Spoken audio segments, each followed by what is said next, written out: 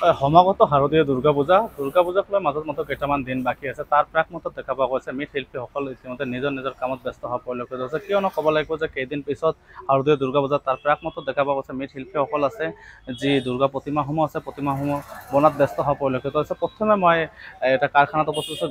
গৌৰীপুৰ ডাকঘৰ আছে, ডাকঘৰৰ ওচৰতে যি লাগি থকা এখন কাৰখানা আছে, কাৰখানাত ইতিমধ্যে উপস্থিত আছোঁ।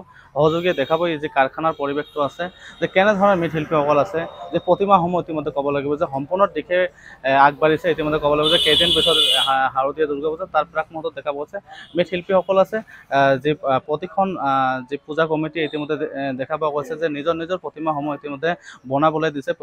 প্ৰতিখন কাৰখানাত ইতিমধ্যে বনাবলৈ দিয়া পৰিলক্ষিত হৈছে। তাৰ প্ৰাকমুহূৰ্তত দেখা পোৱা গৈছে যে এই যি কাৰখানা আছে, কাৰখানাত দেখা পোৱা গৈছে যে প্ৰতিমাসমূহ আছে যে আটক ধুনীয়াকৈ সজাই পৰা তোলা পৰিলক্ষিত হৈছে। কেইদিন পিছত যিহেতু শাৰদীয় দুৰ্গা পূজা, তাৰ দুৰ্গা পূজাৰ প্ৰাকমুহূৰ্তত দেখা পোৱা গৈছে যে প্ৰতিমাসমূহ এক প্ৰকাৰ ক'বলৈ গ'লে যে এক প্ৰকাৰ যদি আমি ক'বলৈ যাওঁ ইতিমধ্যে শেষৰ দিশে আহিছে।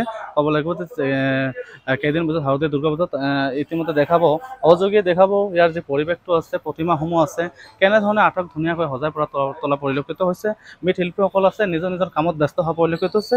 যিহেতু কেইদিন পিছত ইতিমধ্যে ক'ব লাগিব কেইদিন পিছত শাৰদীয় দুৰ্গা পূজা, সহযোগীয়ে দেখাব যে যি মৃৎশিল্পীসকল আছে তেওঁৰ পৰিৱেশটো দেখাব, তেওঁ কেনেধৰণৰ নিজৰ কৰ্মত ইতিমধ্যে ব্যস্ত হোৱা পৰিলক্ষিত হৈছে। কিয়নো ক'ব লাগিব যে কেইদিন পিছত যিহেতু শাৰদীয় দুৰ্গা পূজা, সকলোৰে যি ব্যস্ততা দেখা পোৱা গৈছে, এক প্ৰকাৰ ক'ব লাগিব যে ব্যস্ত হোৱা পৰিলক্ষিত হৈছে। ইয়া হ'ল যে গৌৰীপুৰ যি ডাকঘৰ আছে, ডাকঘৰৰ ওচৰতে লাগি থকা এখন কাৰখানাত ইতিমধ্যে দেখা পোৱা গৈছে নিজৰ কৰ্মত ব্যস্ত হোৱা পৰিলক্ষিত হৈছে। মৃৎশিল্পীসকল আছে, দুৰ্গা প্ৰতিমাসমূহ আছে ইতিমধ্যে।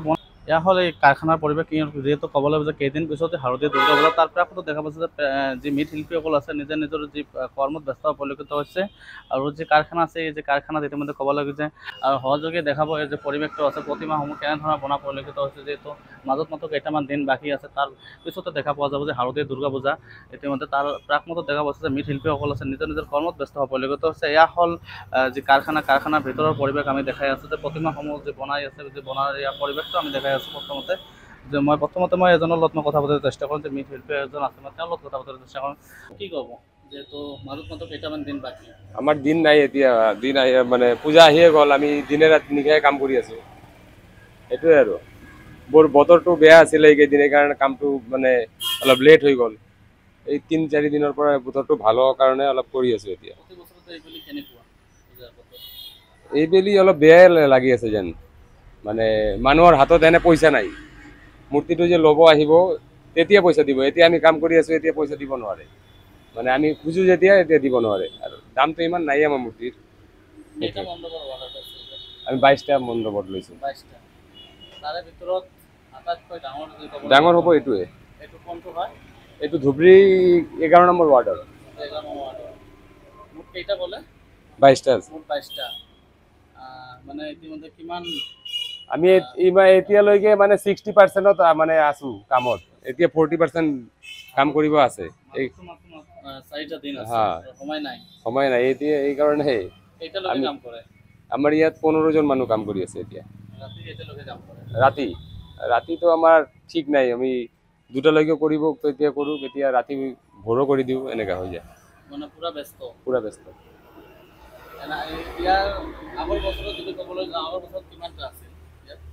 আগৰ বছৰত 20টা বনাইছিলোঁ, এইবেলি 2টা বেছি বনালোঁ। ঠিক আছে।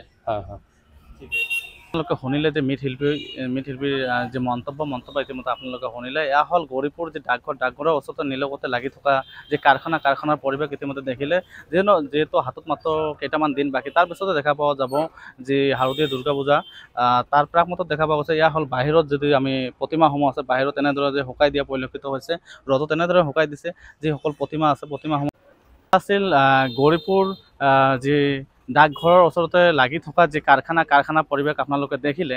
পৰৱৰ্তী সময়ত যদি সম্ভৱ হয় আমি অন্য ঠাইৰ পৰিৱেশসমূহ আপোনালোকক দেখাই থাকিম। মই আনিছুৰ আলী, চাই থাকিব দা নিউজ প্লাছ। যিকোনো খবৰৰ বাবে যোগাযোগ কৰক 7099017330 লগতে 7099017110 নম্বৰত।